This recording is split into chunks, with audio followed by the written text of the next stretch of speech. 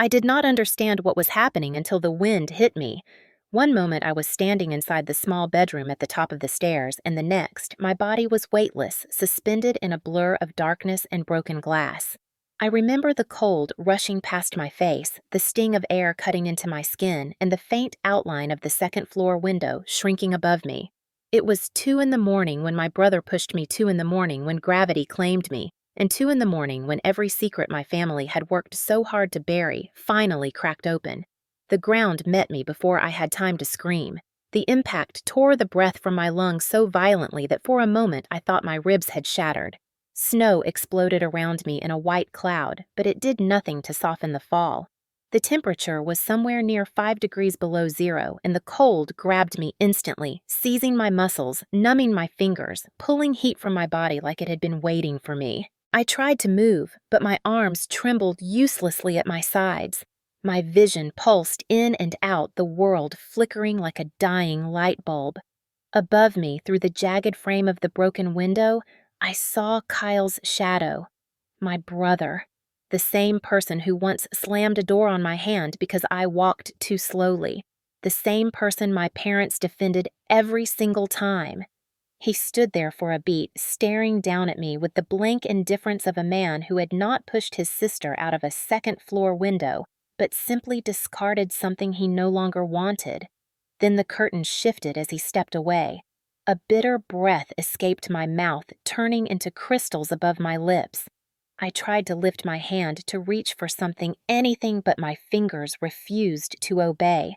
The cold was too deep. My legs felt distant. My body felt foreign, like it belonged to someone already halfway gone. In the distance, I heard a garage door rumble open. Tires rolled across ice. A bright white beam swept over the neighboring yard before crossing the fence line and landing on mine. My heart lurched. I knew that sound, the low hum of an ambulance engine echoing across the quiet street. Someone must have seen or heard something. Someone must have noticed the broken window. Hope flickered in my chest with the faintest warmth enough to make me try once more to raise my hand. It barely moved. The ambulance turned into our driveway. Red lights washed over the snow, and the edges of my vision blurred with the motion. I heard doors slam, voices, footsteps. A flashlight beam cut across the yard, slicing through the dark. They had not found me yet, but they were close. All I needed was for my parents to act like parents, to open the door, to call out, to help. Instead, the light inside the living room blinked once like a warning signal. I could make out 2 silhouettes moving behind the curtain. My father's broad shoulders, my mother's smaller frame beside him. Their shapes blended into one shadow that leaned toward the window. Their voices drifted out through the glass, muffled but unmistakably clear in the frozen air. "Do not turn on the lights. If EMS sees the broken window, Kyle will be arrested." Then my mother's whisper, thin and trembling. "She will be fine. Someone else will find her." The living room went dark. Every window in the house followed, each one snapping shut like an eye refusing to see me. I felt something colder than the snow settle in my chest. The paramedics reached the porch. They knocked on the door firm and direct, the kind of knock that should wake any home. They called out, asking if anyone inside had heard a crash or seen movement outside. Silence answered them. They knocked again. Nothing. The house I grew up in was playing dead while I lay dying in its yard. One of the paramedics stepped off the porch and swept the area with a flashlight. The beam moved across the driveway, the shrubs, the front steps, and finally landed on me. His voice rang out sharp and urgent. "Here! Over here!" Footsteps pounded through the snow. 2 figures knelt beside me. Gloved hands touched my cheek, my neck, my wrist. One of them breathed out a curse. "She is hypothermic. Get the stretcher now." I tried to focus on the shape of his face. I wanted to tell him everything, that I had not slipped, that I had not jumped, that my brother had put his hands on me and sent me through the window, but all that left my throat was a fragile shiver of air. Another set of hands lifted my shoulders, and a white streak of pain shot down my spine. My vision flickered, then faded. The last thing I heard before the world went quiet was the sound of the stretcher clicking into place. And as they rushed me into the ambulance, the house I grew up in stayed completely dark. My name is Hannah, and before the night I landed in the snow outside my parents' home, I had spent years trying to build a life as far away from that house as distance and determination could take me, a life that was small but my own. A life where no one raised their voice at me for breathing too loudly, where no one slammed doors because I existed in the wrong place at the wrong time. A life where I could buy my own groceries, arrange my own furniture, and decide for myself what peace sounded like. Because peace was something I never knew growing up. I left home the moment I graduated, slipping out like a shadow and promising myself I would never go back. But life has a cruel way of circling you back to the places you swore you would never see again. And for me, that circle began with the accident, the one that stole my job and my strength in the same week, the one that forced me to acknowledge how fragile the life I built really was. I had been working in Denver, tucked into a modest apartment overlooking a parking lot that somehow felt like freedom compared to any view from my childhood bedroom. And I liked my routine, even if it was simple work dinner alone, a book on the couch, a quiet window with no yelling behind it. No footsteps stomping upstairs, no accusations thrown like darts across a living room. That quiet was everything because silence had always been the rarest thing in my parents' house, where anger echoed louder than any voice. Then one morning, a truck slid on black ice right into the driver's side of my car, and in seconds, everything changed. My leg was pinned, my ribs bruised, my savings drained by medical bills. My company replaced me without a second thought, and suddenly I was alone, limping around my apartment, watching the numbers in my bank account shrink the way hope shrinks under pressure. And even as I told myself I would manage, that I always had, I knew the truth hovering at the edge of every decision. I could not afford the rent for another month. I tried everything I could think of before calling my parents because calling them felt like voluntarily stepping back into a fire I had once burned my way out of. I applied for remote work, sold furniture, skipped meals, ignored the pain radiating down my hip every time I moved. But the day the landlord taped a notice to my door, I understood I no longer had choices, only consequences, and the consequence was going back to Colorado Springs, back to the house that never wanted me as much as it worshipped my brother. I remember sitting at my small kitchen table, staring at my phone, trying to steady my breath. Calling my father was not like calling a normal parent. It was like knocking on a judge's door, knowing he would weigh my failures far more carefully than my reasons. And when he picked up, his voice was exactly the same as it had always been, clipped and tired. Like speaking to me cost him something. When I told him I had lost my job and needed a place to recover until I figured things out, he sighed the sigh he always used when he wanted me to feel guilty, then said, "You can come home for a little while, but we cannot carry you, Hannah." Those words stung more than I expected, even though I had heard variations of them since childhood, and I reminded myself I was not going home for comfort or love or warmth. I was going because I had run out of options. Moving back meant packing my life into 4 boxes, leaving behind the apartment that had held my best years, and driving carefully with my injured leg throbbing against the floorboard. Every mile I put between myself and Denver made my chest feel tighter because the closer I got to my parents' house, the more I felt like I was slipping back into the girl I used to be, the one who learned to walk quietly, speak softly, and disappear quickly. But I kept telling myself that people change with time, even families, even parents, and maybe the distance and the years had softened something in them or cracked something open, something that once made them look at Kyle with pride and at me with exhaustion. When I finally pulled into their driveway, the house looked the same as it did the day I left, its beige siding dull in the afternoon light, the curtains perfectly straight, the yard trimmed like it was maintained not for comfort, but for approval. Nothing about it looked like a place someone could grow or heal, but I still clung to a small thread of hope, because hope is stubborn like that. My mother opened the door first, and for a moment her expression was almost warm, almost tender, but it faded as soon as she noticed my limp, replaced by a flicker of worry that had nothing to do with me and everything to do with appearances. My father appeared behind her, nodding stiffly, his eyes scanning me the way someone scans a package for damage before accepting it. Inside, the house smelled exactly the same, a mix of detergent and stale carpet, and I felt the weight of old memories pressing on my shoulders. They asked me polite questions about the accident, about my leg, about the job I lost, but there was a distance in their voices. a carefulness, as if they believed my misfortune might be contagious. Kyle did not come out to greet me, which should not have surprised me. He never did anything that did not directly benefit him. My mother showed me to the basement, which she called temporary, with a smile too tight to be sincere, and as I sat on the edge of the narrow bed listening to footsteps upstairs, I told myself it was only for a short time, only until I healed, only until I got back on my feet. But even as I repeated it, something in me knew the truth. Coming back home was not healing. It was reopening a wound. And that wound would become the reason I ended up in the snow at 2 in the morning staring at the darkened windows of a house that had never once chosen me. From the moment I settled into the basement, the atmosphere inside the house shifted in a way that felt subtle at first, like a draft slipping under a door. But within days, it became unmistakable, thick enough to taste the old, familiar tension that lived in the walls long before I ever left. My father returned to his usual rhythm of speaking only when necessary and only in tones that made everything sound like a reprimand. And my mother floated through rooms with the anxious energy of someone constantly worried about how things looked, rather than how things felt, reacting to my presence.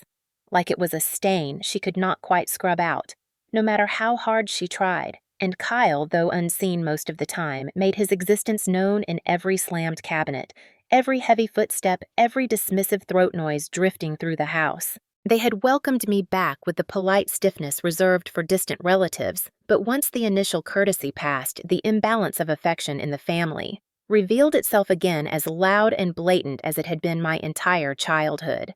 I was the one who had to speak softly, who had to accommodate, who had to apologize first, even when I had done nothing wrong, while Kyle moved through the house with the swagger of someone who believed he was the axis on which the whole structure turned. My father watched him with a kind of exhausted pride, the kind that came not from accomplishment, but from expectation, as though fatherhood meant shaping the world so his son never had to face consequences. When Kyle left dishes in the sink, my father called it forgetfulness. But if I left a single cup near the faucet, he said it was carelessness. When Kyle shouted from another room, demanding something, my mother hurried to help. But if I asked for ice for my injured leg, she sighed, like I had placed a burden on her shoulders. There was an order to things here, an unspoken hierarchy with Kyle firmly seated at the top, and me planted somewhere beneath the floorboards, and I felt myself shrinking, in ways I had not felt in years, my independence dissolving each time someone in the house reminded me intentionally or not that I was the lesser child. Meals together only sharpened the edges. We would sit around the table and the conversation always revolved around Kyle, his potential, his prospects, his frustrations, the endless list of opportunities he had either squandered or refused, while I sat with my injured leg propped awkwardly on a chair, answering the occasional perfunctory question about my recovery with the brevity expected of someone whose life was considered inconvenient. When I tried to contribute something meaningful, something human, something about the new therapy exercises or the phone interview I attempted, my father's eyes drifted away, bored, and my mother pursed her lips like she was searching for a polite way to interrupt.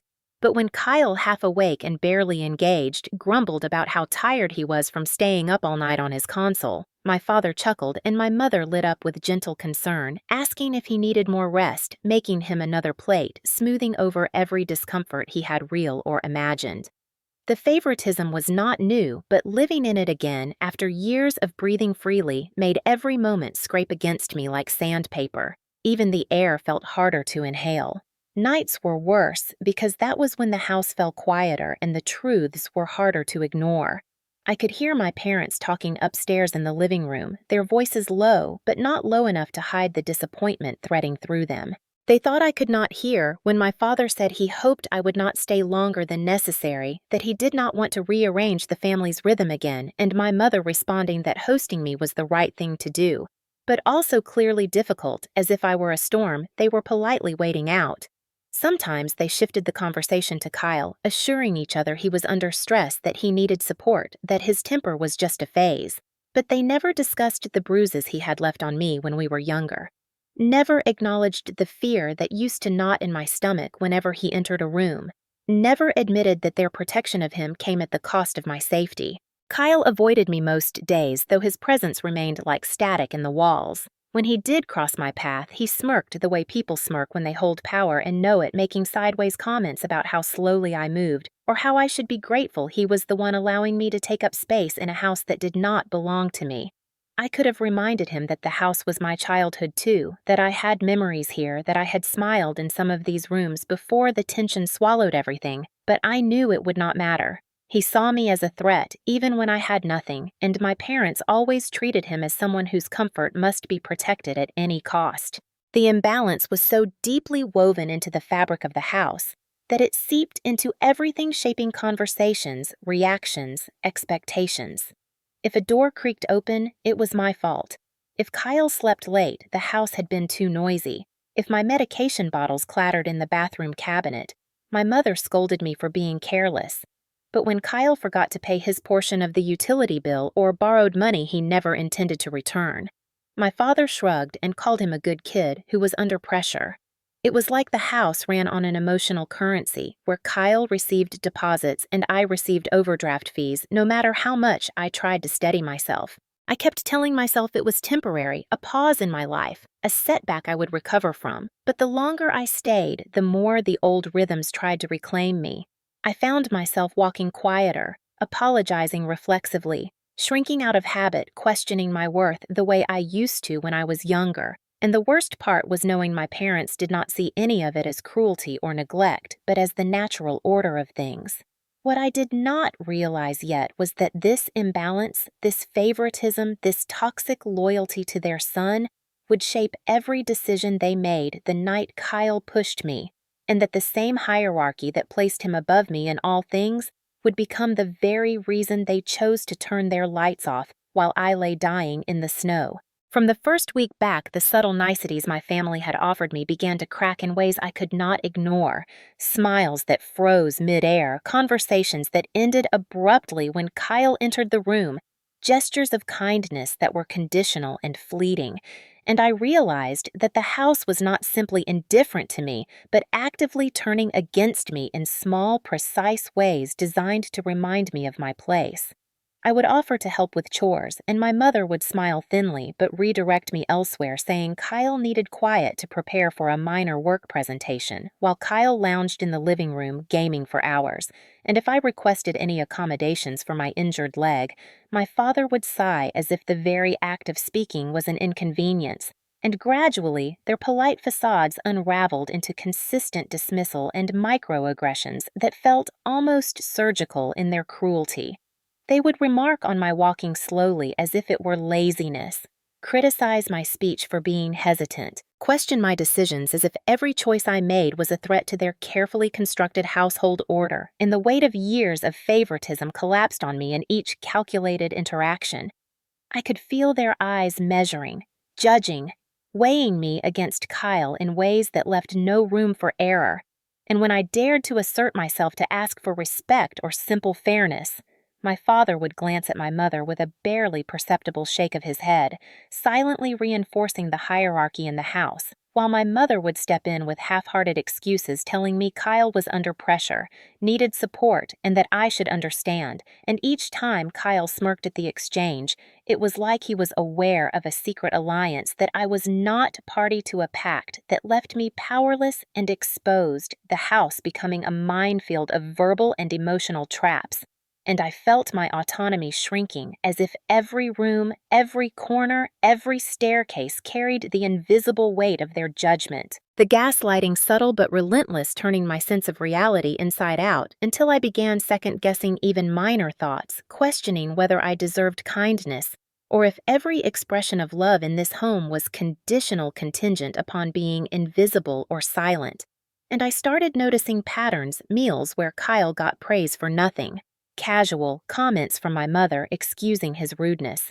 My father intervening only to protect Kyle from consequences while allowing me to bear the brunt of their disappointment for the slightest misstep. The favoritism like an anchor tied to my chest, dragging me into helplessness. Yet also a spark of awareness flaring inside me. The realization that the niceties were never genuine, that the house was designed to elevate Kyle and suppress me. And that the real danger came not just from Kyle's overt hostility, but from the parental approval that emboldened him, their tacit instructions hidden in words and silences. That as I moved through the house, navigating the daily routines, every moment of discomfort was a lesson in obedience. Every shrug of support for Kyle, a reminder of my displacement, and when I asked for clarity or fairness, I was met with rehearsed explanations, phrases meant to soothe but not correct, such as, Kyle needed his space. He was under stress. I should be grateful for their help, even as they subtly undermined me, and this constant conditioning eroded my confidence until I realized I was no longer an equal in my own family home, that my role was predefined, and that any attempts to assert myself would be met with coordinated subtle punishment. The shift complete when I saw Kyle laughing at a small misstep I made and my parents exchanged a glance that needed no words confirming the alliance.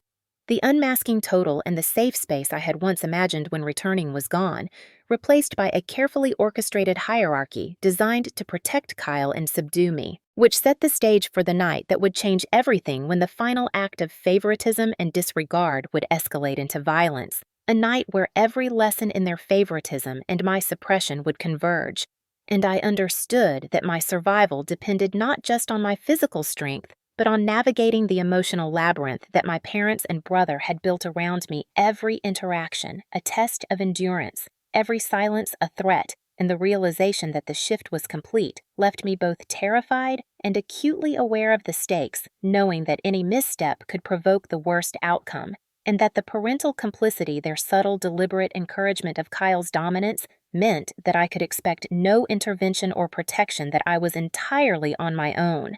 That this unmasking was not temporary.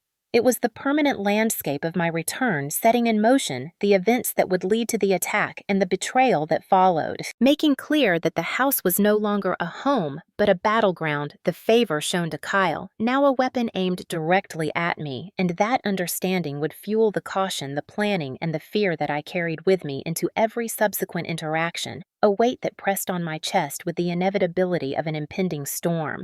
As I settled into the house for what was supposed to be a temporary stay, memories I had long buried began surfacing in ways that made my chest tighten, each creak of the floorboards echoing with the laughter and shouts of a younger Kyle, as he would shove me, pull my hair, or slam doors in my face. Incidents I had once thought were isolated, now revealed as a pattern of sanctioned aggression, and whenever I tried to tell my parents, they had brushed it off with a wave of a hand, telling me not to make mountains out of molehills, that I was too sensitive, or worse, that I had caused the incident by being in his way. And now, back in the same house, I began seeing the signs again, the way Kyle positioned himself near the stairs with that familiar smirk, the way my father's eyes softened in a calculating way whenever Kyle mentioned a past grievance, and my mother's sighs carried a weight that had nothing to do with concern for me, but rather a concern for appearances, for keeping the family image intact, and the realization hit me that these were not random acts of cruelty, but a system of abuse built over years, one that I had internalized as normal, and yet now confronted with the same environment, the same dynamics, the same favoritism. The old fear returned with a ferocity I had not anticipated. My body tensing at every sudden movement, my mind racing through scenarios of what could happen if I spoke up or disobeyed, the hurt from childhood mixing with the fresh sting of betrayal.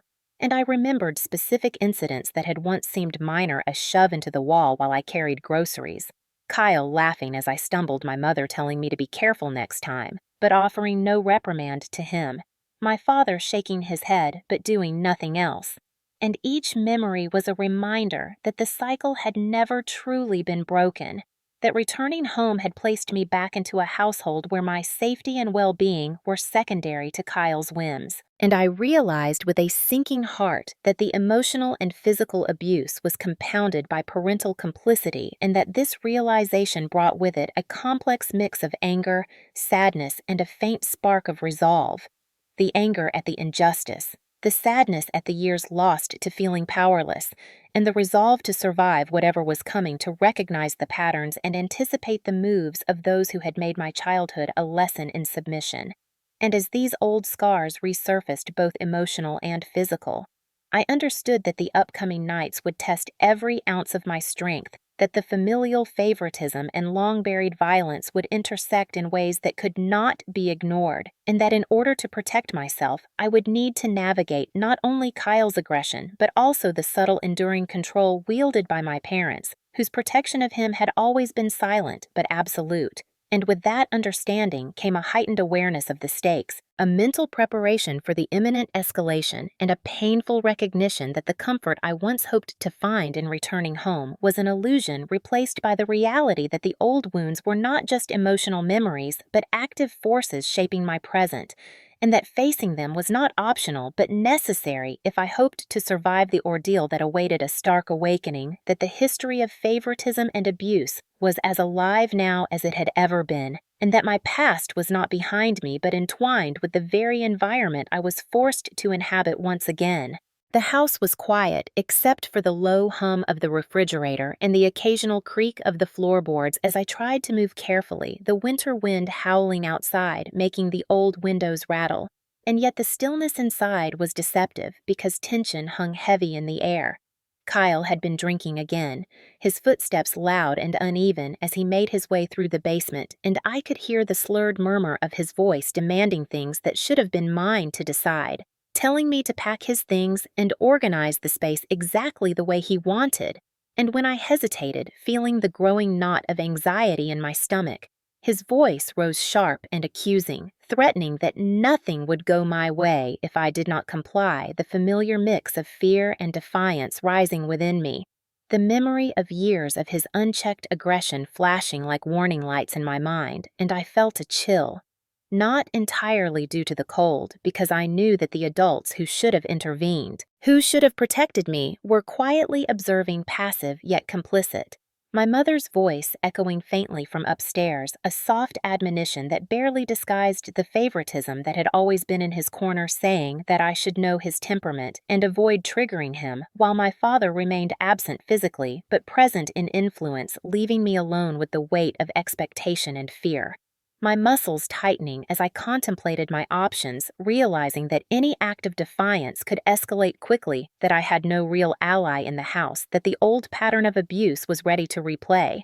And as Kyle slammed doors, his shouts ricocheting off the walls, I tried to move quickly, packing items and arranging them to his standards.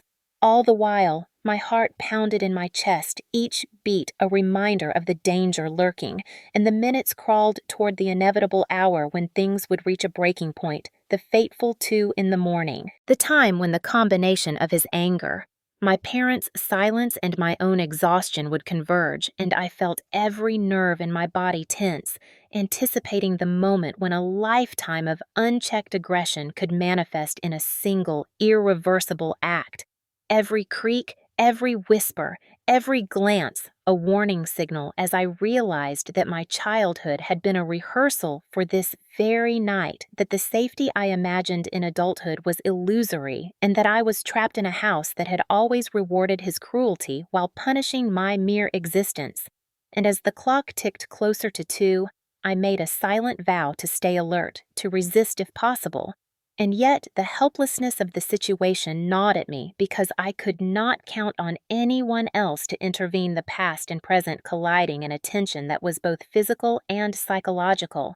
And I felt the weight of anticipation pressing down on me, the sense that every moment was a step toward a disaster I could not yet fully comprehend, that this night would determine whether I survived not only the cold and the fall, but the very structure of a family that had always put me last, and the hours dragged by with every sound amplified, every shadow suspect, until the final decisive confrontation that would change everything.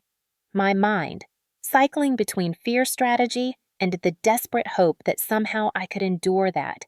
Somehow the history of favoritism and violence would not dictate the end, and in those hours before 2, I was fully aware that my body and mind were bracing for an ordeal unlike any I had ever faced, and that the night would not simply pass but would imprint itself on me forever, marking the beginning of the most harrowing ordeal of my life when control survival and the stark realization of parental complicity would collide with the raw, violent presence of my brother, and I knew that nothing I had prepared for could truly shield me from what was about to unfold. I stepped onto the second floor, each creak of the wooden stairs under my feet echoing like a warning, the dim hallway light casting long, distorted shadows that made the space feel narrower, more claustrophobic, and as I reached for my coat hanging near the closet, I sensed him. Before I saw him, Kyle leaning casually against the doorframe with that smirk I had known since childhood, a mixture of arrogance and malice, his eyes narrowing as if measuring my fear, testing my reaction, and I realized that this was the moment I had been dreading, the culmination of years of unchecked power, favoritism, and silent complicity from the parents who should have protected me. And when I tried to step around him, he blocked my path, his body a physical barrier and a psychological one, a threat that made the hall feel smaller, suffocating, and he said nothing at first, letting the silence press against me, a cruel prelude to the inevitable confrontation. And then he spoke, voice low and controlled, dripping with mockery, telling me that I had no right to be here, that I had always been a burden, that every mistake I made was a stain on his perfection. And I felt my pulse quicken, my hands trembling slightly, but for the first time, a spark of defiance surged within me, and I said, steadying my voice despite the fear, "I am not afraid of you anymore." And he laughed, a cold, hollow sound that seemed to vibrate in the narrow hallway. Then suddenly his demeanor shifted, eyes flashing with real anger, and he lunged forward, shoving me into the wall with enough force to knock the breath from my lungs, the impact reverberating along my spine, my head hitting the corner of the doorframe, sharp pain shooting through me, and I stumbled, trying to regain balance, my heart hammering my mind, racing through options, panic threatening to overtake me. And Kyle's hands were on me again, grabbing my shoulders, pushing, trying to assert dominance. And I realized that all the years of small humiliations, all the times my cries had been ignored, all the moments of parental complicity had led to this physical escalation, and the hallway seemed to shrink further as he cornered me near the window. The cold night air seeping through the glass, carrying the scent of winter and danger, and I knew I had to act or risk complete submission, and I tried to twist away, to shove him back, my fingers scrabbling against his chest, but he was stronger, fueled by years of unchallenged authority. And then, with a sudden terrifying motion, he grabbed the edge of the window frame and before I could react, pushed me through the glass. My body flying outward, the cold night air hitting my face with shocking intensity, the wind stealing my breath, my limbs flailing, and time seemed to stretch each second an eternity as I fell, the snow rushing up to meet me, the ground approaching with terrifying speed, and I glimpsed Kyle leaning out of the window above, watching his expression unreadable, but his intent clear, and the realization of betrayal, of parental inaction, of the years of favoritism and protection slammed into me as hard as the impending impact, and my body hit the snow with a jarring thud, the cold biting into my skin, my breath expelled in a ragged gasp, pain shooting through my legs and back. The shock of the fall momentarily paralyzing me, and I lay there, snow pressing against my face, coldness creeping into my chest, the world narrowing to a haze of pain, fear, and disbelief, and I tried to move, tried to call out, but the sounds caught in my throat, muffled, weak as the snow around me blurred my vision, and I realized fully in that instant that this was not a momentary cruelty, but the culmination of a pattern of abuse and neglect, and my mind reeled, trying to reconcile the reality of the fall with the memory of the hands that had shoved me, the parents who had hidden the brother who had attacked, and I understood the depth of my isolation, the extremity of the danger I was in, the stark fact that survival was now my only concern, and even as I tried to lift my head to push myself up to orient in the darkness and cold, every movement was agony, every breath a labor, and the echoes of Kyle's smirk, of my parents' silence, of the long hallway where confrontation began, haunted me as the numbness of the snow began to seep deeper into my body.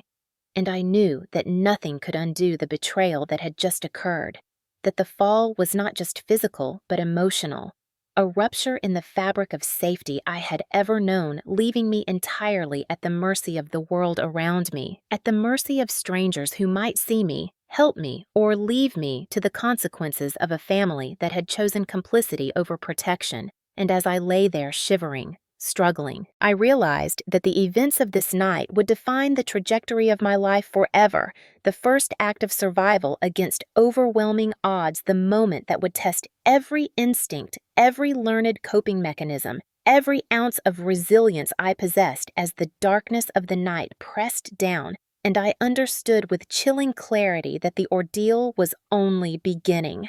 The instant I left the window frame, the world became a blur of cold air and panic. The ground rushing up toward me with terrifying speed, and I felt the wind tear at my hair, biting at my cheeks, and numbing my skin as the snowflakes whipped past my face like shards of ice, and my lungs seized, struggling to draw in the frigid night air.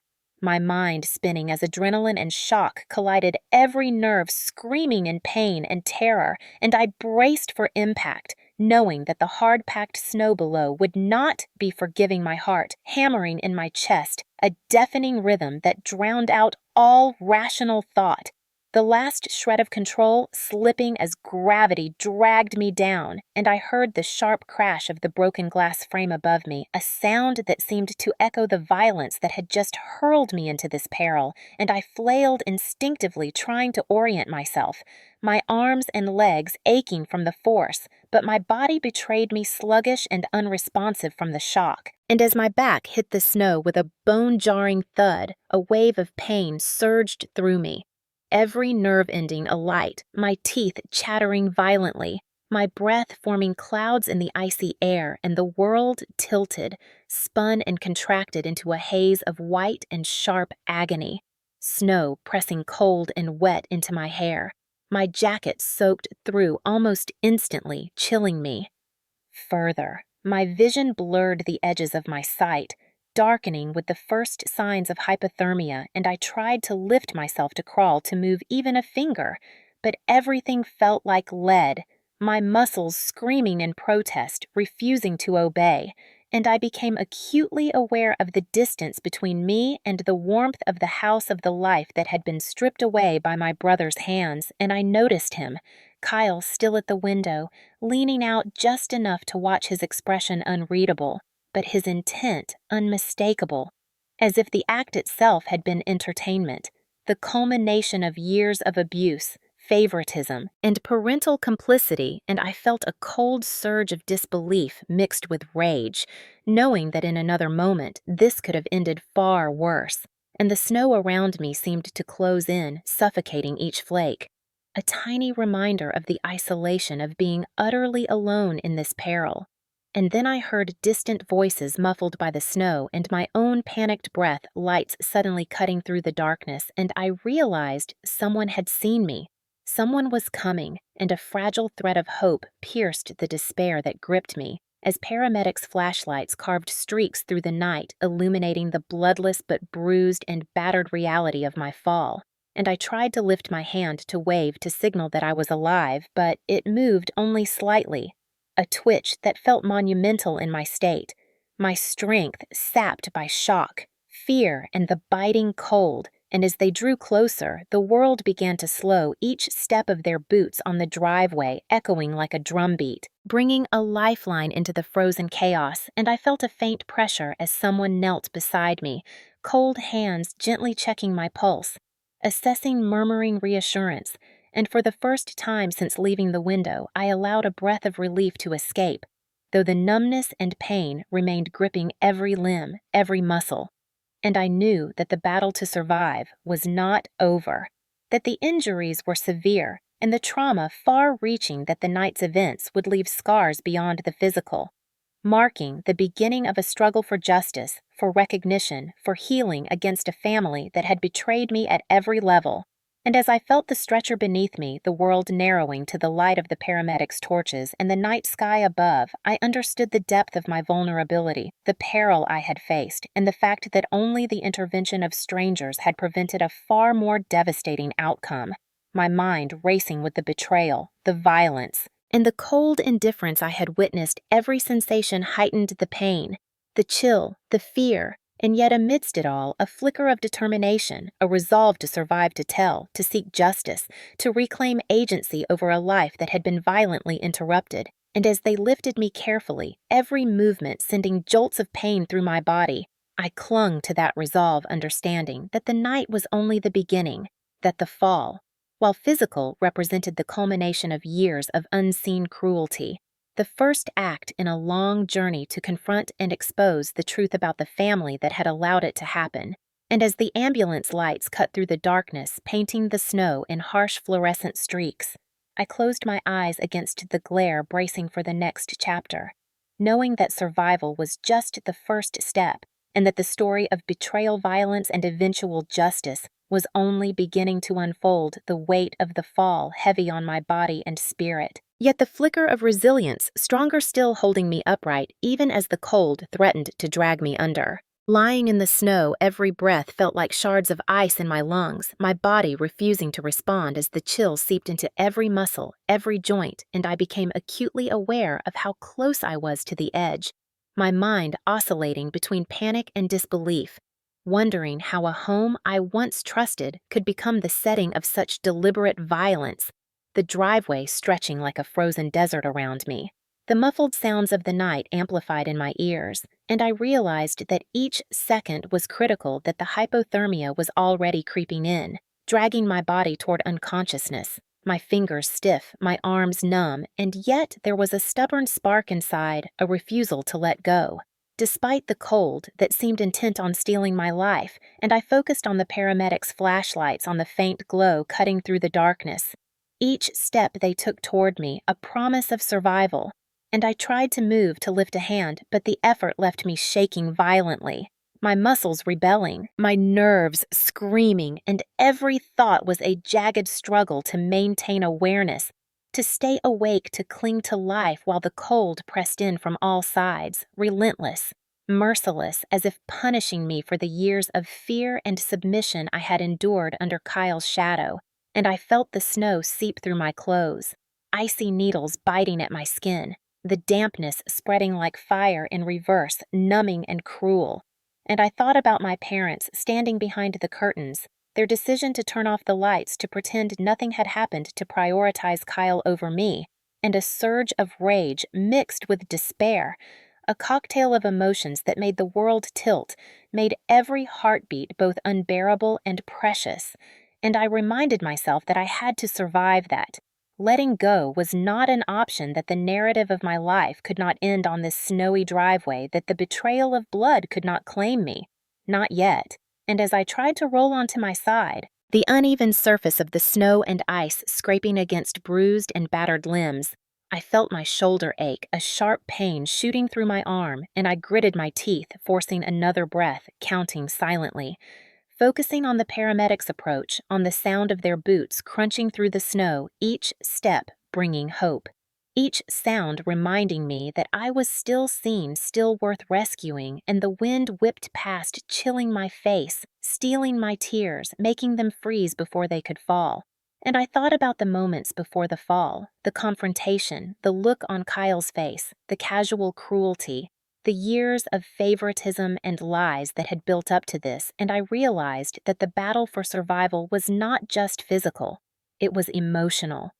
It was a reclaiming of power, a declaration that I would not be silenced, that I would endure, that I would be recognized as a human being deserving of care and justice. And then the paramedic's voice pierced the night, clear and commanding. "Ma'am, can you hear me? Stay with us. We have you. You're going to be okay." And I tried to respond, a faint nod. A shallow sound that barely formed, but it was enough for them to see that I was still fighting, still alive. And they worked swiftly, assessing my vitals, noting the hypothermia, the signs of trauma, the risk of shock, and I felt their hands on me, cold but steady. Adjusting my position, trying to shield me from the wind, and I became aware of the small things. The snow around my face brushed aside the blanket they produced, the careful lifting, every movement calculated to preserve what was left of my strength. And yet each shift brought a jolt of pain through my spine, my legs, my arms, and I gritted my teeth, fighting tears not just from the pain, but from the realization of how close I had come to being left to die, how fragile life could feel, and how betrayal could take so many forms, from the hands of a brother to the silent complicity of parents, and even in the terror, even in the freezing cold, I felt a strange sense of clarity, a focus born of survival instinct that this moment, as horrific as it was a pivot point, a chance to assert my existence, to hold on, to endure, to demand recognition of the injustice I had suffered. And as the stretcher was finally positioned, as the paramedics began the careful, painful process of moving me, the snow crunching beneath the weight, my muscles screaming, I closed my eyes briefly, drawing on the last reserves of energy, the last sparks of consciousness, and I whispered to myself silently, a mantra, a promise, a demand. I will survive. I will not be invisible. I will reclaim my life. Lifting onto the stretcher, I felt the snow clinging to my hair and clothes, each movement sending waves of pain through my shattered body, my teeth chattering uncontrollably. The cold so intense it felt like it was crawling under my skin, yet through the haze of hypothermia and shock, my mind clung to the voices around me.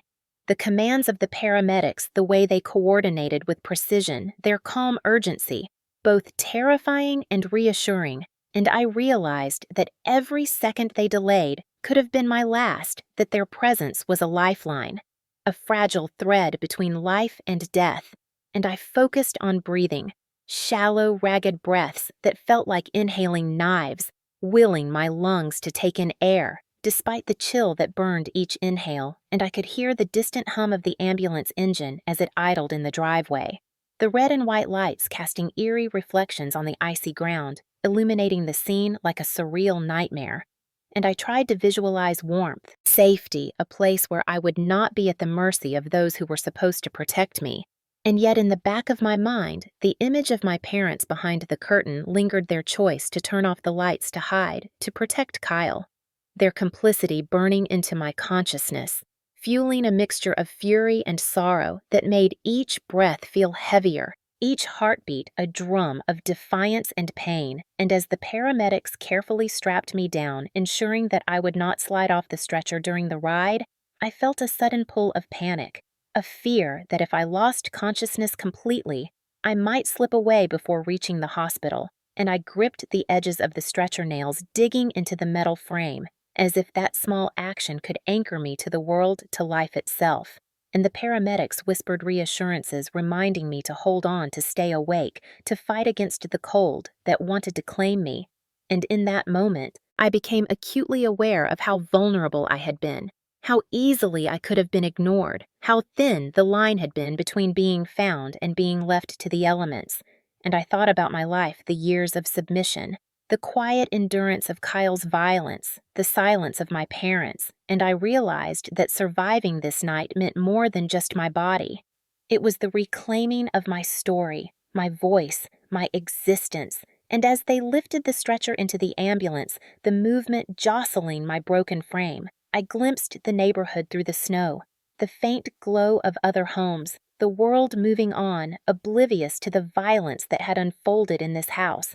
And I felt a pang of isolation, a recognition that the betrayal was personal, intimate, seared into memory, but also a spark of determination, a sense that the moment of helplessness would be temporary, that the fight was not over.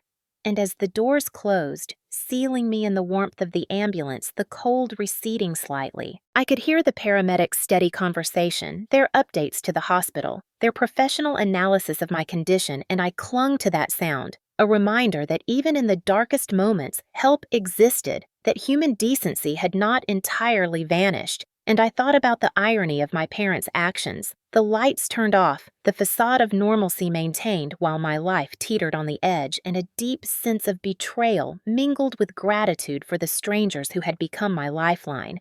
And as the ambulance began to move, the suspension creaking under my weight, I felt the first small flicker of hope, a fragile ember against the freezing dark, and I resolved that when I emerged from this ordeal, I would not be the same person. I would carry the scars. Yes, but I would also carry the knowledge that I had endured, that I had fought, that I had survived what others had chosen to ignore. And as we navigated the icy roads, sirens wailing softly in the distance, I drifted in and out of awareness, sometimes feeling the cold reclaim my body, sometimes feeling the warmth of the stretcher beneath me, sometimes imagining my parents behind that curtain frozen in their own moral paralysis. And I realized that the survival arc was not just about reaching the hospital, it was about maintaining consciousness of self, of identity, of agency, even when the world had turned against me. And every jolt, every bump, every command from the paramedics became a tether to life, and I held on to it with all the strength I could muster, silently promising myself that I would not let this night define me, that I would rise from it, that the betrayal would fuel me rather than destroy me.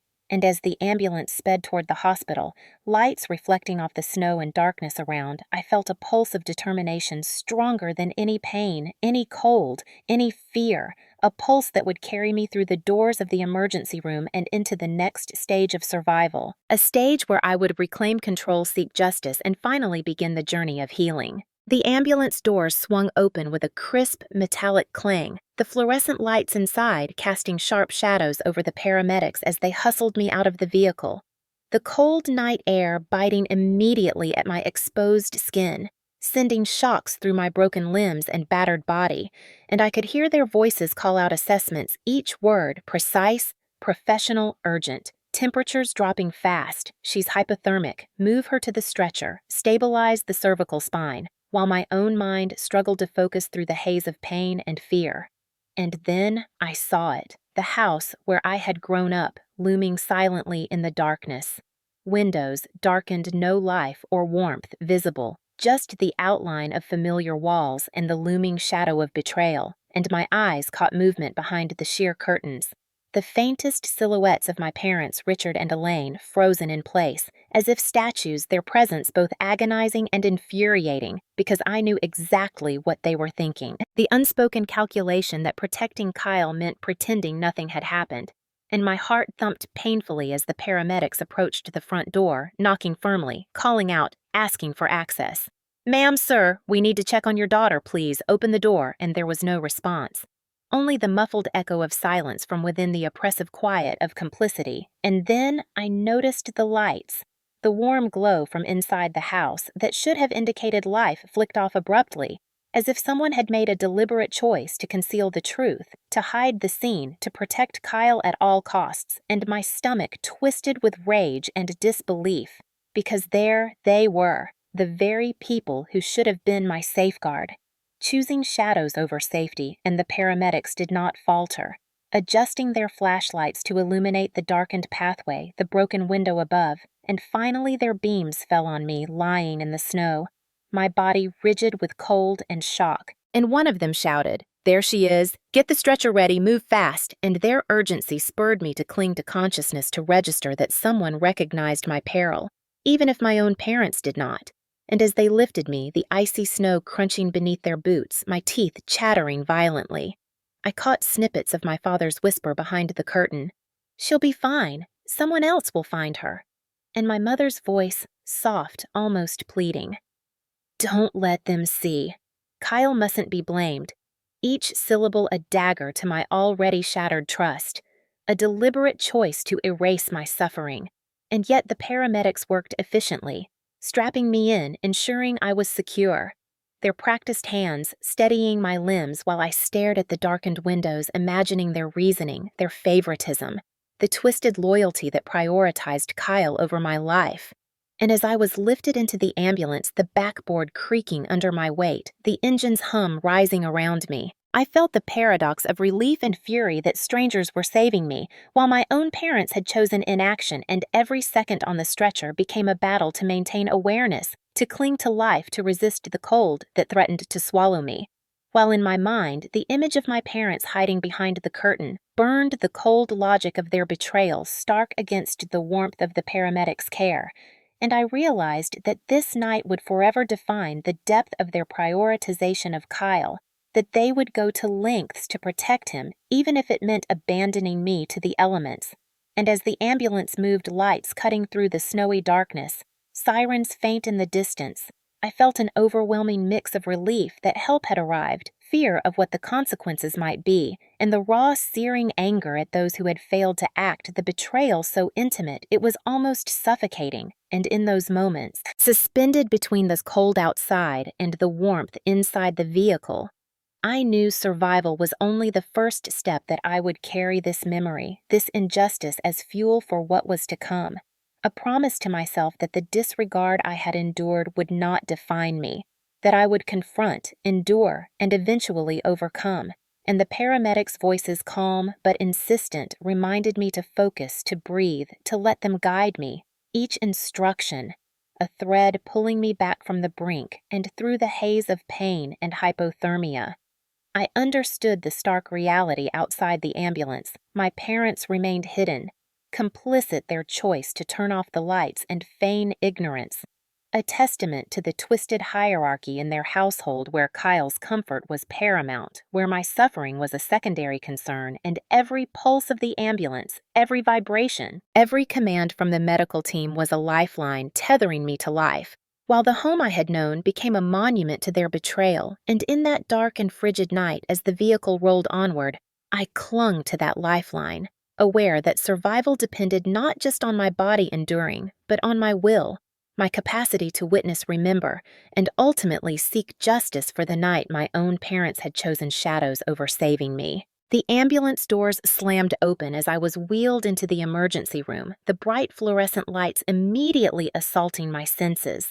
The cold numbness from the snow slowly giving way to the sterile heat of the hospital, and every movement by the medical team sent sharp jolts of pain through my broken limbs.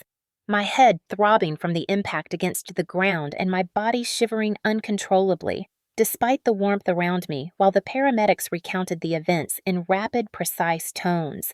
Patient hypothermic trauma from a second-story fall, possible spinal involvement, assess vitals immediately, and nurses scrambled to position me onto the hospital bed, securing monitors to my chest and IV lines into my arm, the beep of the heart monitor and the hiss of oxygen filling the room as a surreal soundtrack to my disorientation, and I felt both relief and terror, because finally trained professionals were attending to me, yet the knowledge of my parents' absence, their deliberate inaction, gnawed at me with sharp, insistent claws, the betrayal cutting deeper than the snow, deeper than the fall. And as the trauma team worked quickly adjusting the oxygen mask, palpating my limbs, checking for fractures, I caught glimpses of my reflection in the shiny metallic surfaces.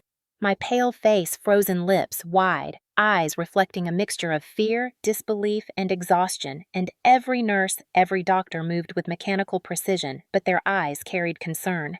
Human recognition of the fragility of life. While in the corner, a senior trauma surgeon barked orders. Temperature is critical. Prepare warming blankets, assess for internal injuries, stabilize spine, get imaging stat, and I felt the warmth of blankets being tucked around me, hands lifting me carefully, every motion sending tremors of pain through my ribs, my back, my arms, while my mind swirled with fragments of the night's horror, the shove from my brother, the icy snow, the darkened house. The shadows of my parents hiding their betrayal as vivid as the snow that had cut into my skin, and I wondered if I would ever be able to reconcile the relief of surviving with the rage and hurt that burned in my chest. And then the ER doors swung open again, and 2 police officers entered their presence, filling the room with a different tension. Not just medical urgency, but legal consequence. One officer speaking calmly yet firmly. We need to understand exactly what happened at your residence tonight. Please, we need your statement when she is stable. While my body, still weak and shivering, struggled to respond. My lips barely able to move, my mind fogged with trauma, and I realized that this was the moment when my life, my safety, and the chain of accountability intersected. That the cold night and my parents' deliberate inaction had escalated to a legal and medical crisis. And every beep from the monitor was a reminder that survival was precarious, that my body was fighting to keep me conscious, to keep me alive, while my mind processed the shocking betrayal of those who were supposed to protect me. And as I lay there, every muscle tensed, every nerve screaming nurses and doctors moving around me with the calm urgency of routine and crisis intertwined, I felt an odd mixture of fear and gratitude, knowing that strangers now bore witness to my suffering and that through their skill I had a chance to live and perhaps eventually to confront the family that had let me fall literally and figuratively into danger. And the surgeon bent over me, checking my vitals, noting the frostbite on my fingers and toes, the hypothermia still present, the potential fractures and head trauma, and said to a nurse, "We need a full body scan, head to toe. Assess every organ, every limb, and check spinal integrity." And I felt the weight of my body being adjusted, every movement eliciting sharp pain, but also the steady hands keeping me safe. A stark contrast to the deliberate indifference of my parents, whose absence in the emergency moments was as palpable as the oxygen mask pressed to my face. And while my body fought to recover, my mind could not stop replaying the night, the shove, the darkened windows, the paramedics finding me, the flashing lights of the ambulance, and each memory intertwined with physical pain. Every nerve ending a reminder of vulnerability, betrayal, and survival. And as the ER staff worked tirelessly inserting lines, running imaging tests, monitoring heart and brain activity, giving pain relief, and stabilizing vital signs, I slowly became aware of a sense of reality grounding me that I was alive, that despite the malevolence and neglect I had endured, I was receiving care, and that the night's events were being documented, witnessed, and that justice might be pursued because there were eyes cameras and trained professionals who could tell the truth of what had happened. And in that long, excruciating yet miraculous night, every heartbeat, every shiver, every tremor in my body was a testament to survival, to the resilience of the human spirit, to the fact that I could endure the betrayal, the violence, and still breathe, still live, still fight for the accountability that had been denied me by the people who were supposed to love me unconditionally. And as I lay there, the hum of machines, the soft chatter of nurses, the occasional click of doors, every detail became etched into my memory, a narrative of suffering and rescue, despair and hope, helplessness and awakening. And I realized that this night, this trauma would define a turning point, the moment where survival intersected with justice, where betrayal met intervention, and where I could begin the long process of healing while preparing for the reckoning that was inevitable. That the shadows in my childhood home could not hide the truth from the light of professional scrutiny, from the determined eyes of the medical team, and from the unwavering necessity of holding those responsible accountable. And though I was weak, cold, and in pain, I felt the ember of determination ignite within me, knowing that I would tell my story. I would survive, and I would face the people who abandoned me in my most vulnerable moments, and every touch from a nurse, every instruction from a doctor, every click of equipment became part of a cocoon of protection, a sanctuary where survival was possible, a place where the betrayal of my family could be confronted in time, a crucible of pain and resilience, trauma and care, and within that blend of fear and safety, I began to find the first glimmers of clarity, focus, and a determination that would carry me through the coming days of hospital recovery, legal investigation, and the eventual confrontation with the family who had left me to freeze and nearly die. The investigation expanded quickly as Detective Harris and his partner arrived at the hospital, their presence immediately commanding attention in the trauma room. And while I lay weak and shivering under layers of blankets and medical equipment, they began taking meticulous notes, asking careful, measured questions. "Can you tell us exactly what happened when you fell? Who was in the house? Did anyone witness the incident?" Their voices were calm, deliberate, giving me a sense of safety, even though my body was still in pain and though I could barely respond verbally. I nodded and blinked, trying to communicate the fog of hypothermia and trauma clouding my mind. But each eye movement, each small gesture was observed closely by the detectives, who knew the nuances of trauma victims, and as they pieced together my gestures and responses, they began cross-referencing the timeline I could provide with the 911 call logs, ambulance report, and hospital admission notes, constructing a meticulous record of the night's events while the nurse whispered to the doctor, "She's responsive but very weak. careful with questioning, and the detective adjusted, speaking slower, using simple prompts and asking yes or no questions. Did your brother push you? Blink once for yes, twice for no, and I blinked once, every fiber of my body trembling from the fall and hypothermia, knowing that this single gesture was a crucial affirmation of what had occurred.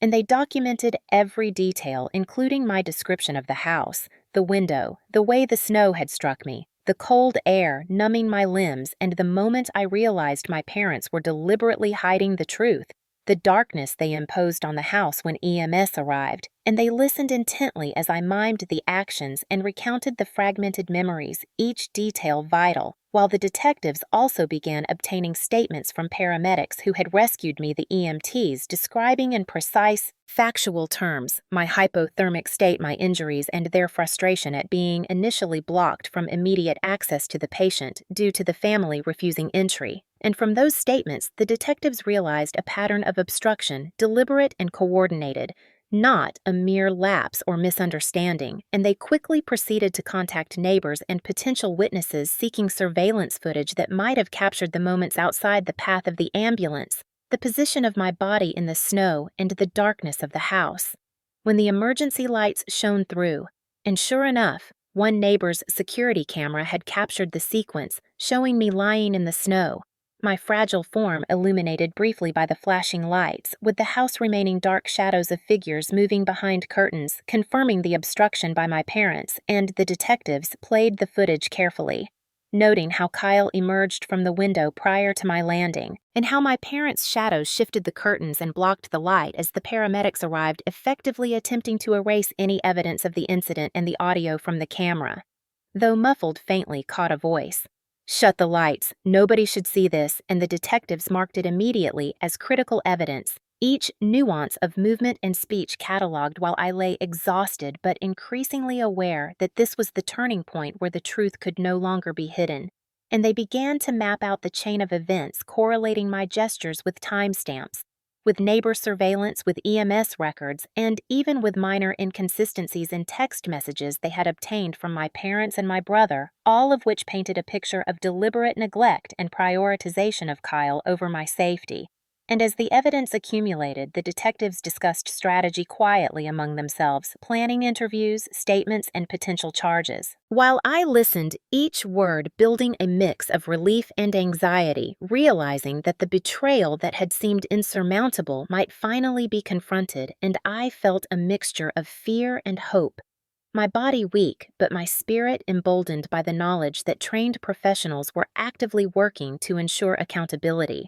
And the detectives then requested a private room where I could rest while they began contacting forensics and legal authorities, preparing subpoenas for phone records, texts, and any additional surveillance from nearby properties. And as they coordinated with the hospital staff, I felt a subtle shift in the air, an acknowledgement that my survival had created leverage for justice, that the night's horror was now entering a stage where evidence, testimony, and procedural rigor could expose the truth. And even as my body trembled from trauma, I realized the weight of institutional support. Police, hospital, EMS was now actively countering the betrayal of my parents. And I began to mentally prepare for the recounting of every harrowing detail, knowing that my gestures, my blinking, and my fragmented memories were powerful instruments in the pursuit of justice. While the detectives ensured every piece of evidence was cataloged with precision, photographs of the window, the broken glass, the arrangement of furniture, medical reports detailing my injuries, the EMS logs, neighbor footage, and audio recordings, all methodically organized, creating an airtight case, and they paused only briefly to check on my condition, ensuring I had water, oxygen, and emotional support, recognizing that trauma victims need more than just legal validation. And then they began contacting my extended family and potential witnesses who could corroborate a history of neglect or prior incidents, mapping the behavioral patterns of my parents and brother over the years, creating a comprehensive profile while I lay there absorbing the reality that each blink, each nod, each feeble motion of my body had become testimony, my survival itself a statement. And as hours passed, the investigation broadened with detectives preparing preliminary reports, coordinating with district attorneys, and ensuring that the chain of custody for every piece of evidence was unbroken. While I rested weak, but increasingly resolute, understanding that the next phase would involve legal proceedings, witness interviews, and the unmasking of the family dynamics that had led to my near death. And I finally allowed a small sense of control to emerge. That despite my physical fragility, the meticulous collection of evidence, the expert handling by law enforcement, and the documentation of my trauma meant that the truth could no longer be buried, and that Kyle and my parents could be held accountable. And as I drifted into a fitful rest, the thought that my story was finally being taken seriously offered a fragile comfort amid the lingering pain, the betrayal, and the ongoing uncertainty of recovery, setting the stage for the courtroom battles and personal vindication to come. And every shadow in the room, every monitor, beep, every distant conversation of the detectives reinforced that the night's horrors were now entering the public record, and I was finally not alone, not powerless, and not invisible. And as the hours passed, I knew that the truth painstakingly documented would soon confront those who had betrayed me most, and the meticulous investigation ensured that the darkness of my parents' inaction and Kyle's violence would not go unnoticed, laying the foundation for the pursuit of justice in the days to follow. The day of confrontation arrived with a tension so thick it seemed to press down on every surface in the room as I was escorted into the interview area, still weak but determined, and the detectives ensured I had a seat facing my parents, Richard and Elaine, who entered with stiff postures, their faces carefully arranged into expressions of concern and disbelief, though every subtle gesture betrayed the effort to maintain appearances. The first words out of the detective's mouth were precise and commanding. "We have reviewed all evidence, including neighbor surveillance, EMS reports, and the audio recording. We need your full account of the events surrounding your daughter's fall," and I watched as Richard's jaw tightened, his eyes flicking to Elaine while she pressed her lips together, nodding slightly, an almost imperceptible signal of alignment in their story. And then the questioning began, with the detectives calmly asking about the night of the incident, the timeline, who was present, and what actions were taken, and they probed each response, comparing their statements to the documented evidence. The security footage clearly showing the lights being turned off and shadows moving behind the curtains. And I could see the tension building as my parents' carefully constructed narrative started to crumble under the weight of irrefutable proof, with each piece of evidence meticulously laid out. Time-stamped images from the neighbor's camera, audio clips of a voice commanding the lights to be shut off, EMS logs detailing their arrival and initial obstruction, and text messages from Elaine to Kyle instructing him to delete footage and stay quiet. And as the detectives walked them through each contradiction, Richard's face grew red, his fingers tapping nervously on the table while Elaine's hands twisted in her lap, their eyes darting between each other, and the detectives realizing that the facade of concern was no longer believable. And the detectives asked pointedly about Kyle's behavior leading up to the incident, past episodes of aggression, and their responses only further highlighted the deliberate neglect and favoritism toward their son.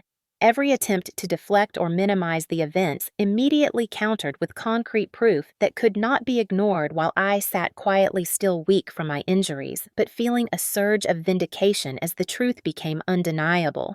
And then the detectives pressed on, asking why they chose to prioritize Kyle's comfort and reputation over my immediate safety. Their deliberate actions to obscure the emergency response and the explicit instructions to keep the lights off, all of which directly endangered me, and I could see Elaine's lips quiver.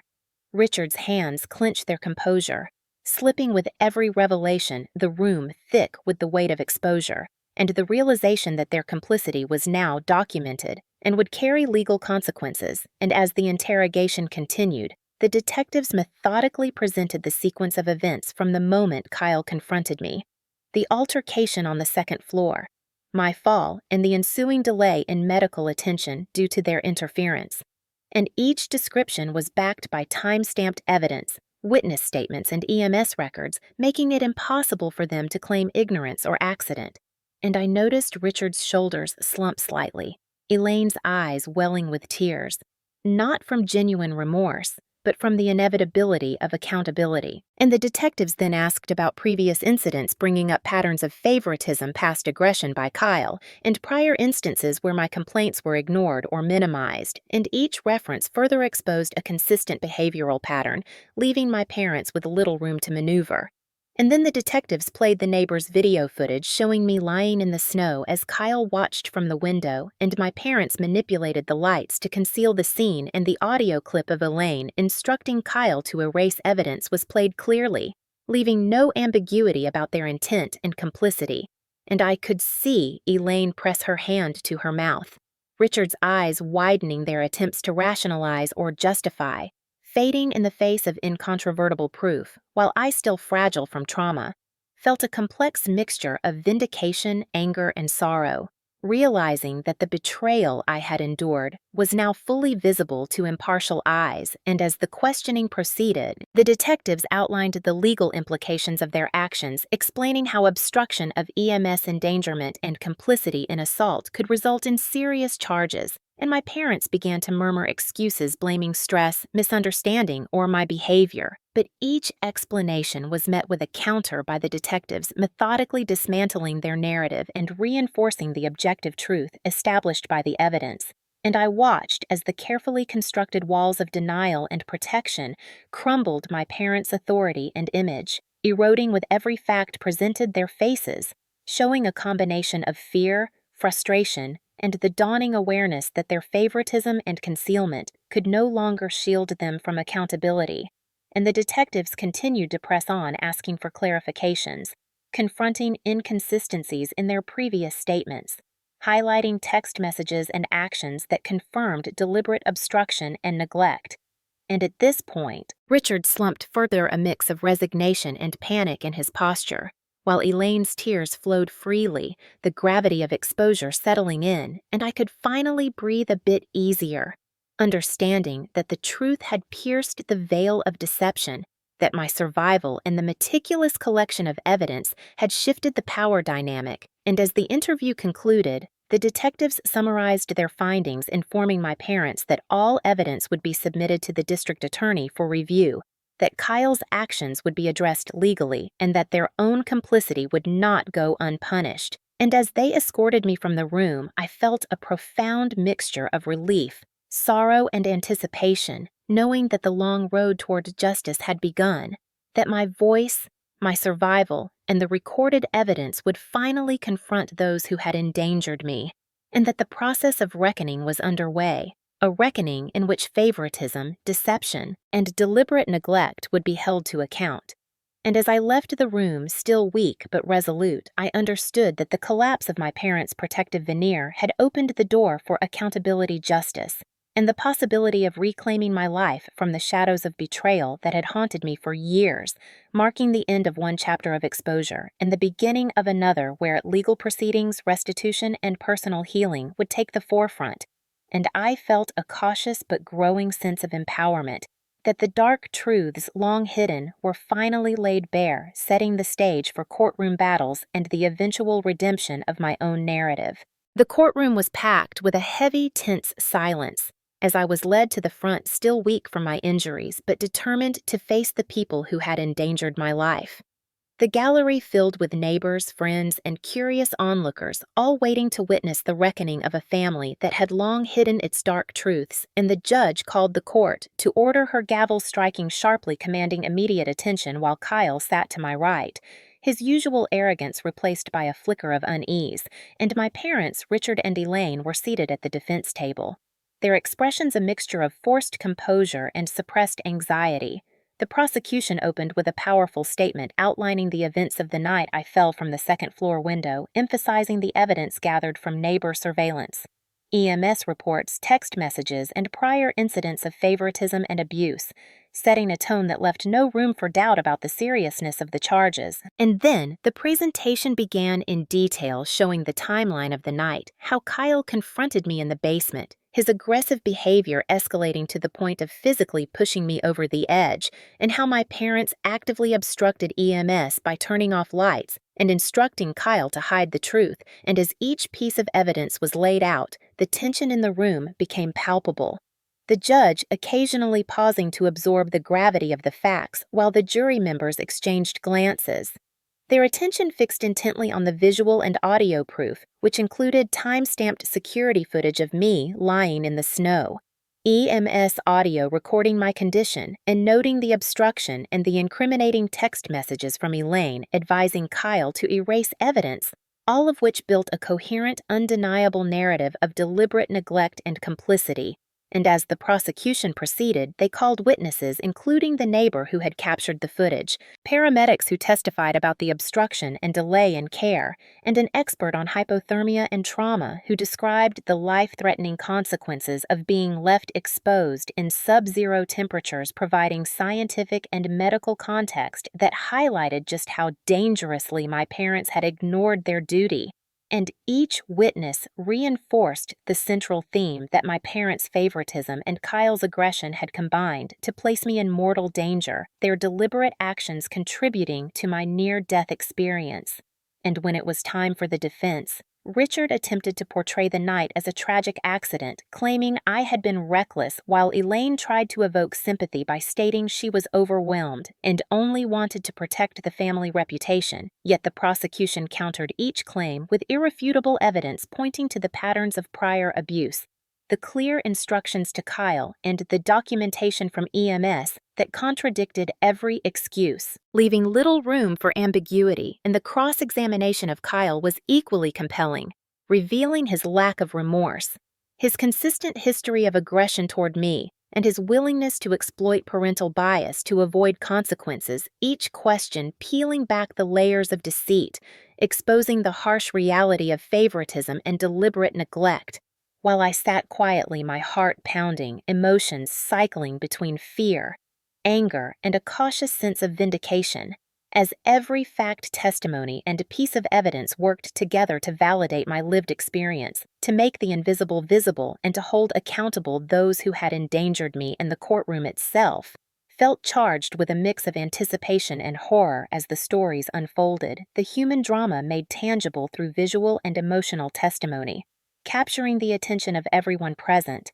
And as the prosecution summarized, they painted a picture of a family fractured by favoritism, deception, and outright endangerment, emphasizing the legal responsibility of both Kyle and my parents, and how the law demanded justice not only for the physical assault, but also for the reckless endangerment and obstruction that had nearly cost me my life.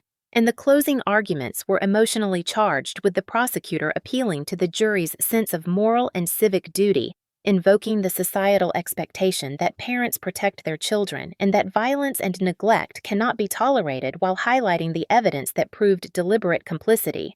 And when the defense presented its closing, their arguments rang hollow in comparison, lacking the weight of tangible proof, unable to counter the systematic presentation of events that painted an unmistakable portrait of abuse and favoritism.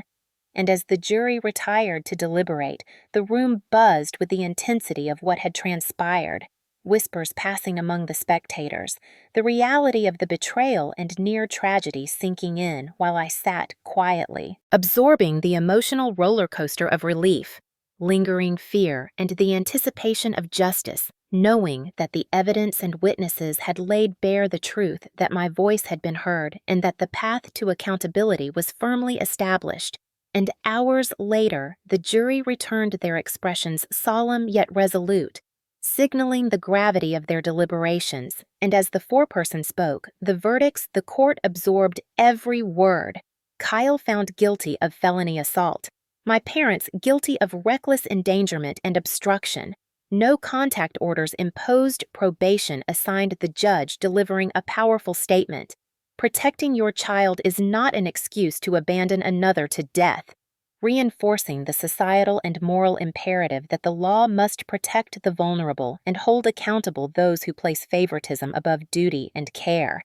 And as the gavel fell, a wave of relief washed over me, tempered by the gravity of the ordeal, knowing that while the scars, both physical and emotional, would remain, the truth had prevailed. The court had recognized the severity of the betrayal, and the journey of healing and reclaiming my life could finally begin.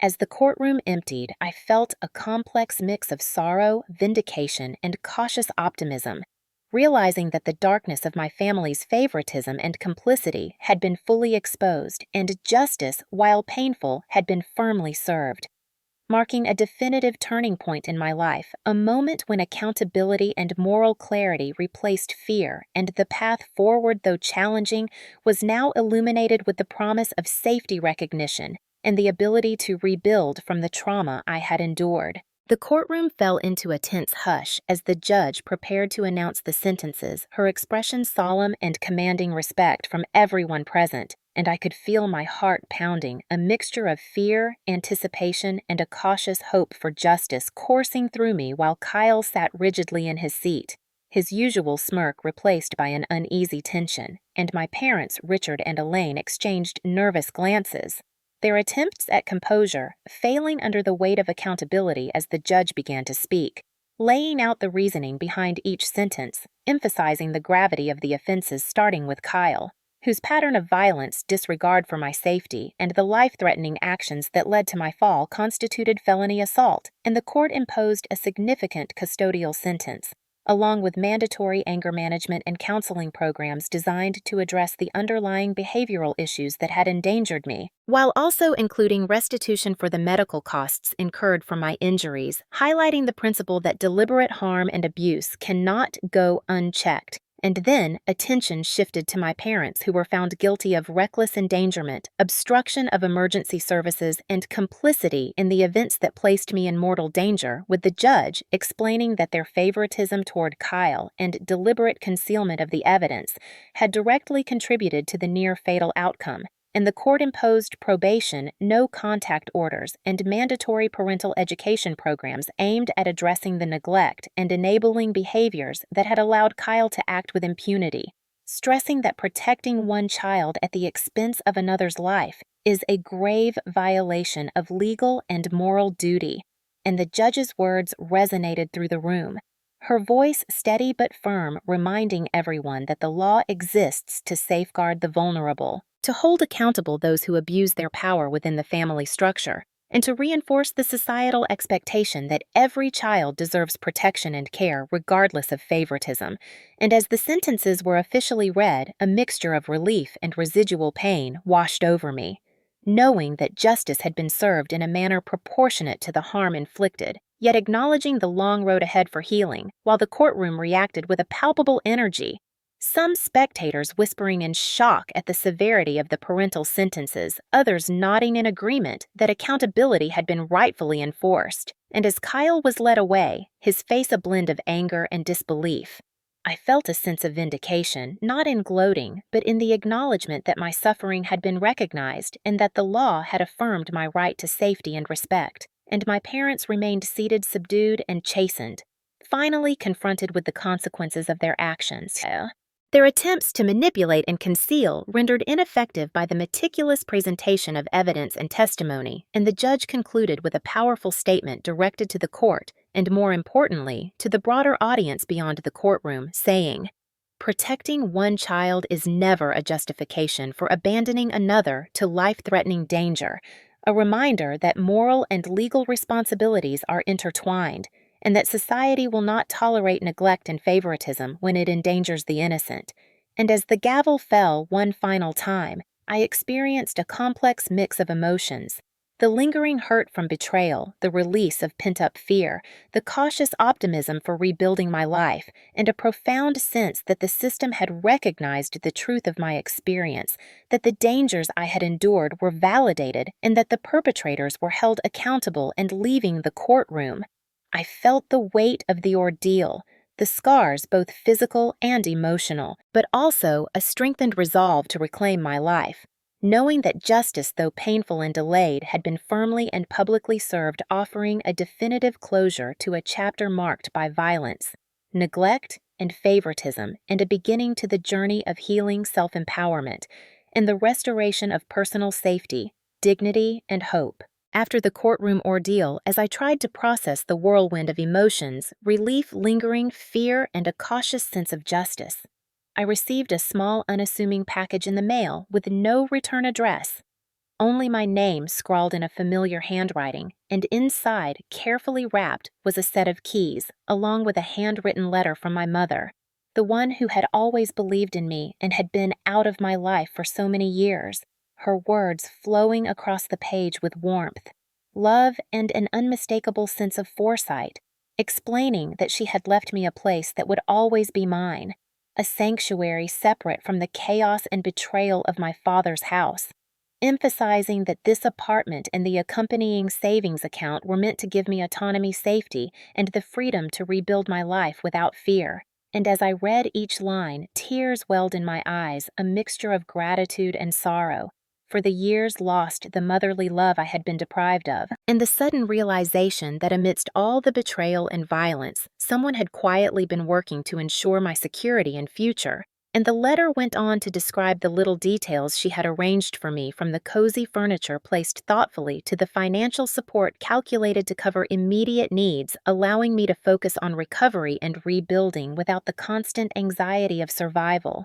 And she urged me to use the space as a foundation for healing, to trust myself, and to never again allow anyone to dictate my worth or safety, warning gently that while the law had dealt with the immediate threat of my father and brother, the emotional and psychological rebuilding was mine to undertake, and her guidance, though from afar, offered a roadmap for reclaiming my life, instilling hope where fear had long resided, and giving me a tangible connection to love and care that had been absent in my formative years. A reminder that family could mean something other than control, neglect, and favoritism. And as I held the keys in my hand, imagining the apartment that would now be my sanctuary, I felt a mixture of empowerment and solemn responsibility, understanding that this gift was not only a physical space, but also an emotional lifeline, a chance to redefine what home meant to me. And I resolved that I would honor this trust by committing fully to my recovery, to learning to navigate the world with confidence, to build relationships grounded in respect and support,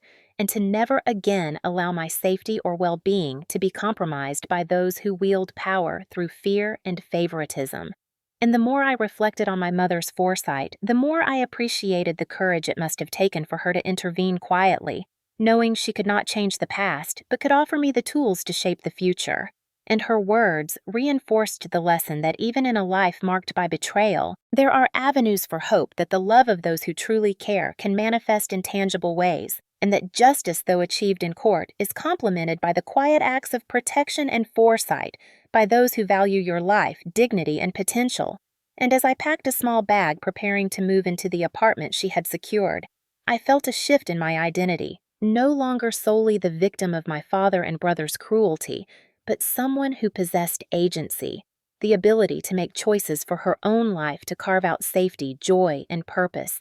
And the twist of discovering this hidden support from my mother added a profound layer of validation to my journey, confirming that even amidst deep familial betrayal, there were people whose love and foresight could bridge the chasm of years lost. And I promised myself that I would honor her trust by thriving, by building a life rooted in autonomy, safety, and emotional wellness, carrying forward the lessons of resilience, justice, and the value of true care. And in that moment, holding the keys to my own sanctuary, I felt a sense of closure and a budding hope, a recognition that while the past had been filled with danger, neglect, and favoritism, the future held the potential for restoration, healing, and empowerment, all grounded in the quiet, unwavering love of my mother, who had ensured that I would never be left powerless again. After moving into the apartment my mother had secured for me, I felt a mix of relief and apprehension, knowing that while the physical danger of my father and brother was over, the emotional scars would take much longer to heal, and each day became a delicate balance of confronting memories, processing trauma, and learning to trust my own instincts again. And the first weeks were the hardest, waking up to silence instead of the tense atmosphere I had grown accustomed to, realizing that I no longer had to anticipate hostility or favoritism, and that in itself was disorienting but also liberating. And I slowly began to reintroduce routines that had been absent during my time living under my parents' roof. Small acts like making my own meals, organizing the apartment to my taste, and choosing when and how to interact with the outside world, all of which became acts of reclaiming my agency. And I enrolled in therapy sessions to work through the trauma initially hesitant, My mind flooded with doubts about whether anyone could truly understand the blend of fear, betrayal, and loss I had experienced. Yet my therapist guided me to articulate my feelings, to recognize patterns of manipulation and favoritism I had endured, and to validate my emotions rather than suppress them. And through the sessions, I started to understand that healing was not linear, that there would be setbacks and moments of intense grief. But each acknowledgement of pain was a step toward regaining control over my own life, and I began journaling, pouring out memories, anger, and frustrations onto paper, creating a tangible outlet for the emotions that had been trapped for years, and gradually I noticed a subtle shift. I could go longer without feeling paralyzed by fear.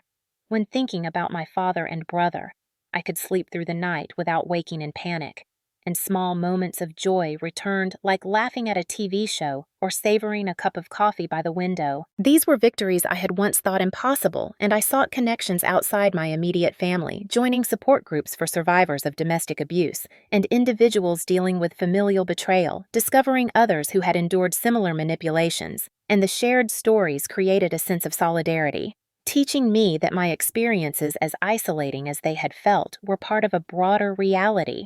Many navigated, and through these connections, I began to rebuild my social circle, cautiously, opening up and forming relationships based on trust and mutual respect, while actively distancing myself from toxic influences, including former family friends who had once sided with my father and brother, and the physical space of the apartment became a sanctuary, each corner representing a choice I had made for myself rather than being dictated by fear or favoritism.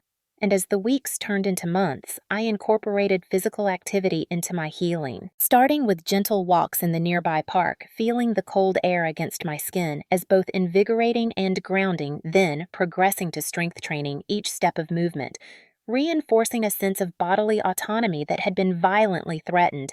And I discovered meditation and breathing exercises, learning to center myself during moments of anxiety, gradually reclaiming a sense of internal stability.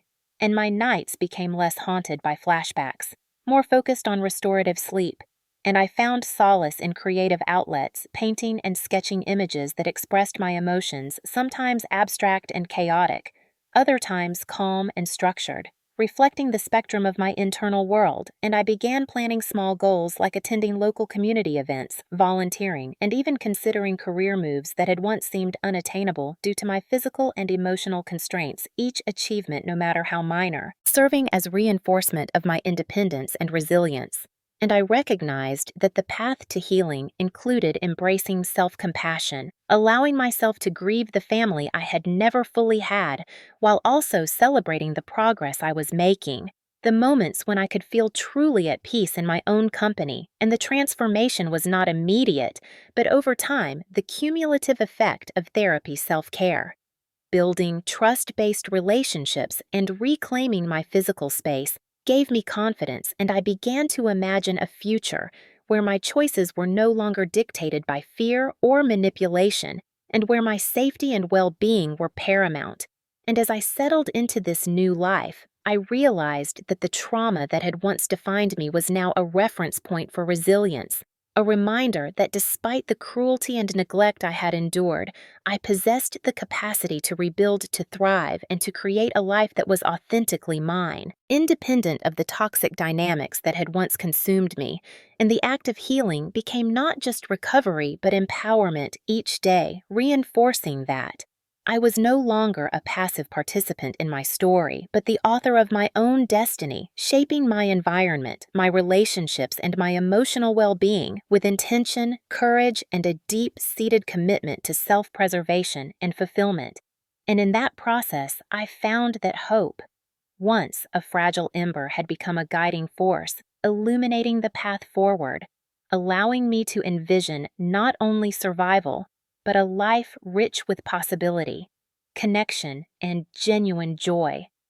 Finally understanding that healing was a continuous journey, not a destination, and that each choice I made to protect, nurture, and empower myself was a victory over the past and a foundation for a future defined by my own terms. I want to speak directly to anyone watching this who has ever felt unsafe in their own home, who has been hurt by someone they were supposed to trust, or who has faced betrayal from family. Because I understand that the pain can feel isolating, overwhelming, and even impossible to escape.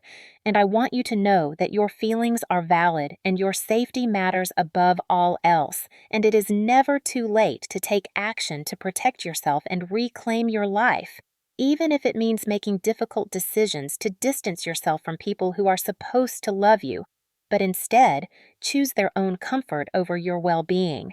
And for me, the journey began with acknowledging the reality of what happened, refusing to minimize the abuse and taking concrete steps to secure my safety, which included contacting authorities seeking medical attention and ultimately establishing physical and emotional boundaries that my family refused to respect. And I want viewers to understand that recognizing abuse is not a weakness but an act of courage, because it is the first step toward regaining control.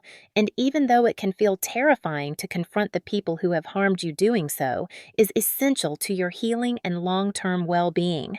And throughout my recovery, I learned that support networks are invaluable, whether through trusted friends, professional therapists, or survivor support groups. And having people who validate your experiences, offer guidance, and hold space for your emotions can make the difference between continuing to feel trapped and beginning to rebuild a life that is truly yours. And I want to emphasize that healing is not linear. It will have setbacks, moments of doubt, and days when the weight of trauma feels unbearable. But each small step forward counts, and over time, these steps accumulate into profound personal growth and empowerment. And I also want to speak to the importance of documenting abuse and advocating for yourself in legal and medical contexts, because tangible evidence can be crucial in ensuring that perpetrators are held accountable. And in my case, the cameras, messages, and witness accounts were instrumental in achieving justice, sending a clear message that abuse, especially when ignored or concealed by family, has consequences, and viewers should never hesitate to seek help from authorities when their safety is at risk, because self-preservation is not selfish. It is necessary, and I want everyone watching to feel empowered, to trust their instincts, to prioritize their own well-being, and to understand that choosing yourself does not make you cruel or disloyal. It makes you resilient, strong, and worthy of respect and care.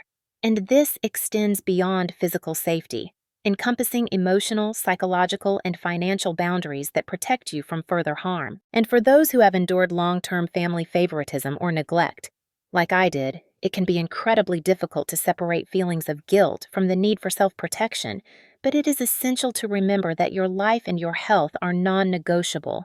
And learning to enforce boundaries with people who have repeatedly shown they cannot be trusted is a form of empowerment, not betrayal.